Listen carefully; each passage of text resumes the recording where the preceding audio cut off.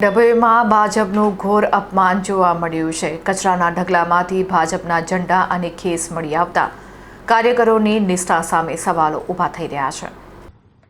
શિનોર ચોકડી પાસે આવેલા જાહેર શૌચાલય નજીકના કચરાના ઢગલામાંથી ભાજપના સત્તાવાર ઝંડા અને ખેસ બિનવારસી હાલતમાં મળી આવતા સ્થાનિક રાજકારણમાં ભારે ચકચાર મચી ગઈ છે.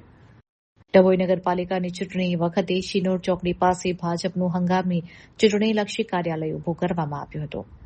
ચૂંટણી પૂર્ણ થયા બાદ આ કાર્યાલય તો સમેટી લેવાયું, પરંતુ ત્યાં રાખવામાં આવેલી પક્ષની આદરણીય પ્રચાર સામગ્રી, ઝંડા અને ખેસની માનભેર સાચવવાના બદલે બેદરકારીપૂર્વક કચરામાં ફેંકી દેવામાં આવ્યા હતા.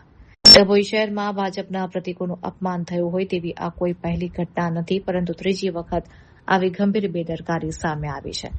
જે ખેસ પહેરીને નેતાઓ અને કાર્યકરો ગર્વ અનુભવે છે, તેને જ કચરા ટોપલી ભેગું કરનારા આળસુ કાર્યકરો સામે હવે પક્ષની અંદર જ ગણગણાટ શરૂ થયો છે. વારંવાર બનતી આવી ઘટનાઓથી કાર્યકરોની ગંભીરતા અને નિષ્ઠા સામે મોટા સવાલો ઊભા થયા છે.